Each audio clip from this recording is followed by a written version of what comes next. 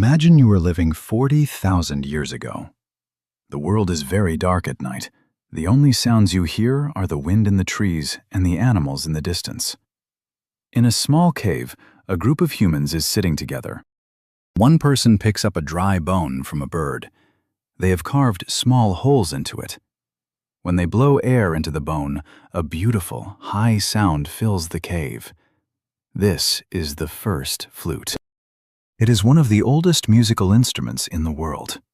Think about that for a moment. Even in the hardest times of human history, we wanted to create beauty.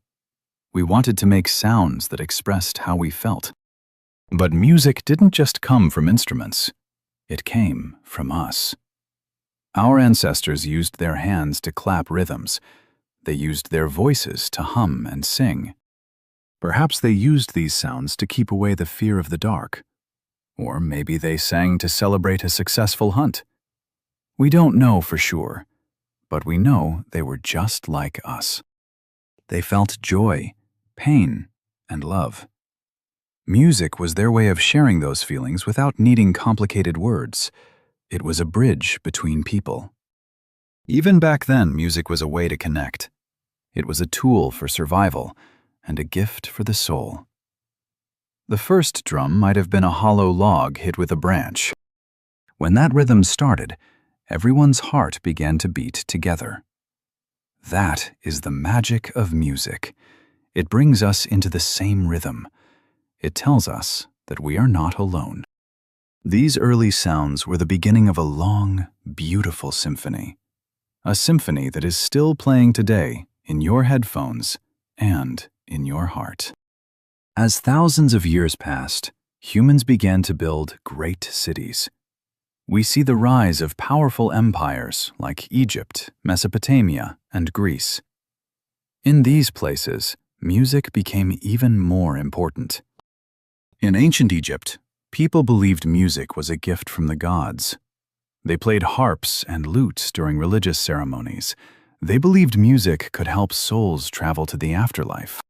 Can you see the grand temples?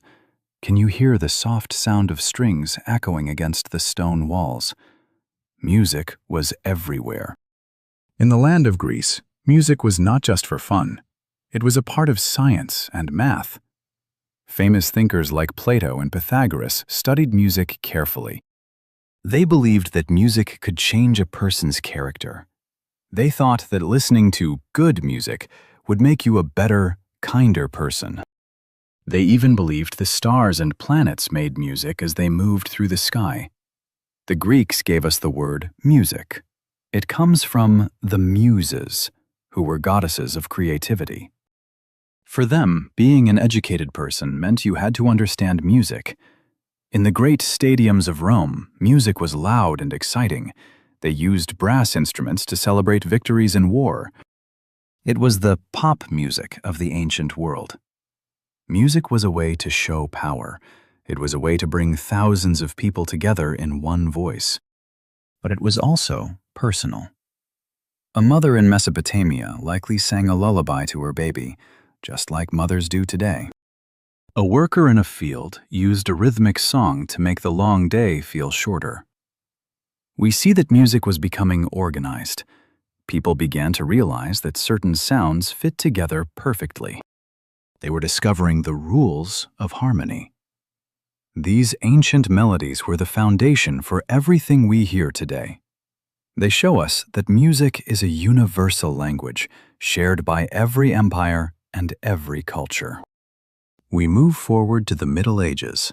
This was a time of great faith and giant stone cathedrals. During this era, music lived inside the church. Imagine walking into a cold, quiet church. Suddenly, you hear voices. There are no instruments, only the sound of many men singing together. This is called Gregorian chant. The melodies are simple and slow. They were designed to help people feel peaceful and closer to God. For a long time, this was the most common music in Europe. But slowly, something changed. Composers started to add more voices. Instead of everyone singing the same note, people sang different notes at the same time. This is called polyphony. It was like a beautiful puzzle made of sound. Then came the Renaissance. This word means rebirth. People became very interested in art, science, and the beauty of the human experience. Music moved out of the church and into the royal courts. Kings and queens hired musicians to play at their dinner parties and dances. The instruments became more modern. We see the early versions of the violin and the guitar. People started to write songs about love, nature, and daily life. This was the time of secular music, music for the world, not just for the church. It was bright, fast, and full of energy.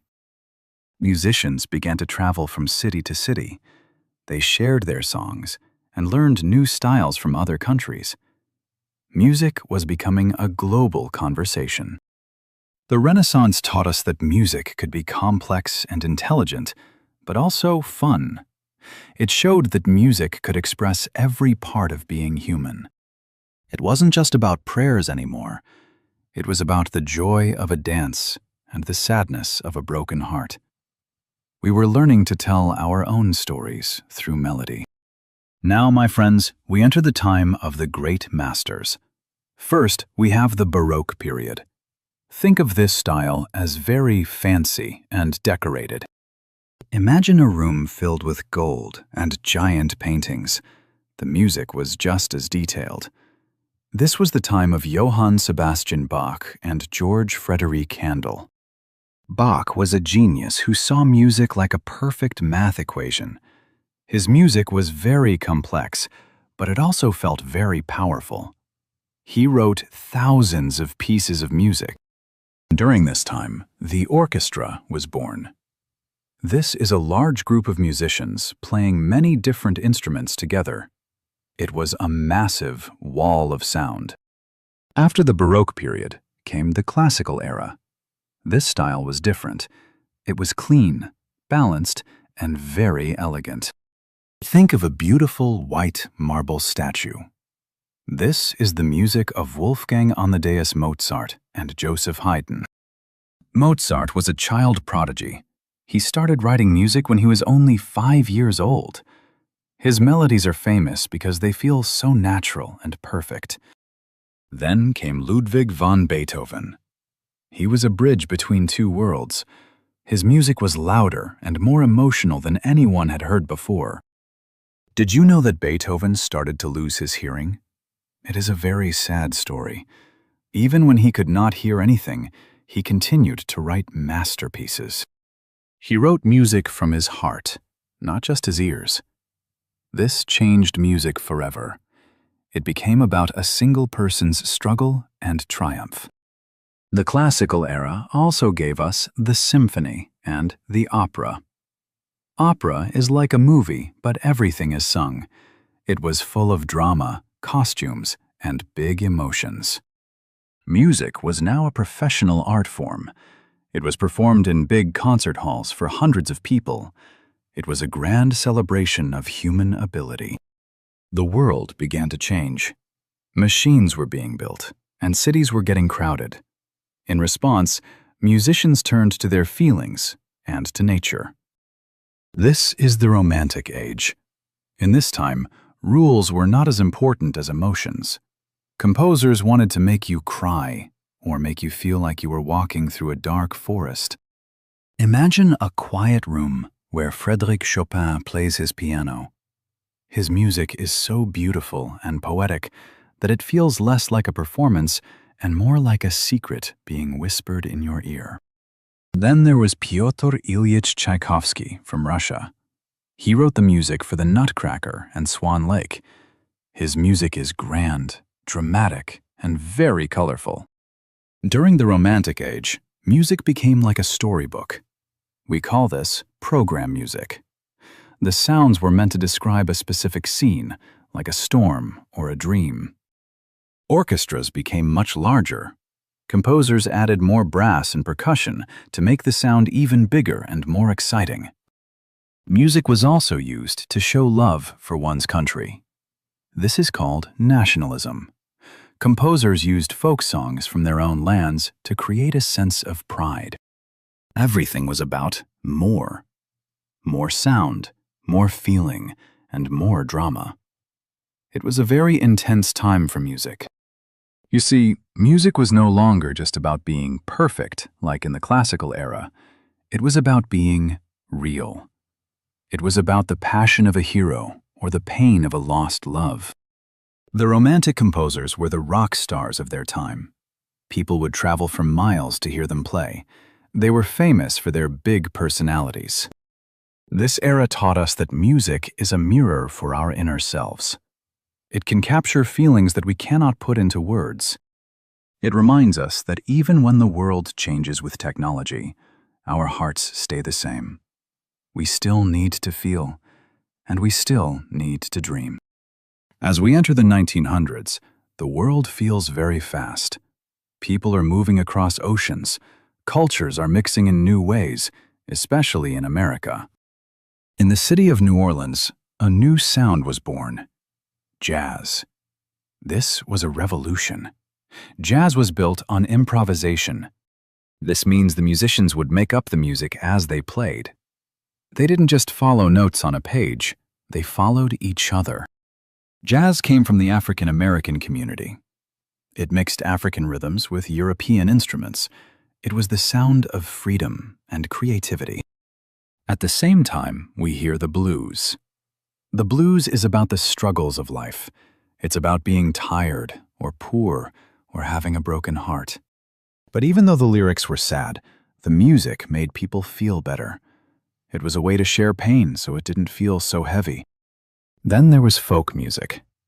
These were the simple songs of the people. They told stories about workers, families, and the history of the land. Folk music used simple instruments like the banjo or the acoustic guitar. It was music that anyone could play on their front porch. These new styles changed how we think about rhythm. The beat became very important. People wanted to move their bodies and dance. The 20th century also brought the invention of the radio and the record player. For the first time in history, you didn't have to go to a concert hall to hear music. You could listen to music in your own home. This made music a part of daily life for everyone, not just the rich. Music was becoming a powerful tool for social change. It was used to speak out against unfairness and to bring different groups of people together. It was a time of loud voices and new ideas. The world was waking up to a brand new rhythm. By the middle of the 20th century, something electric happened. Literally.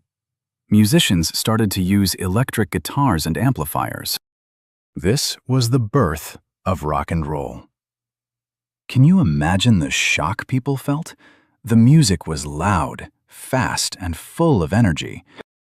Artists like Elvis Presley, and later the Beatles, became global icons.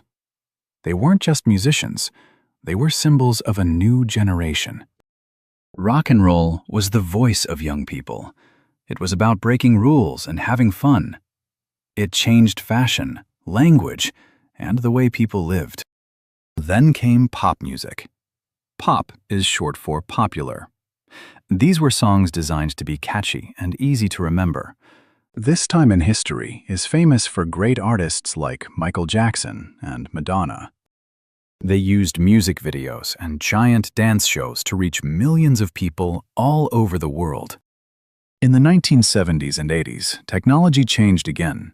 Computers and synthesizers allowed people to create sounds that had never existed in nature.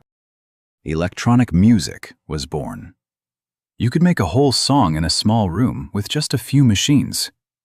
This made music more democratic. Anyone could be a creator. Music also became more diverse. We saw the rise of hip-hop, which used sampling to create new tracks from old records.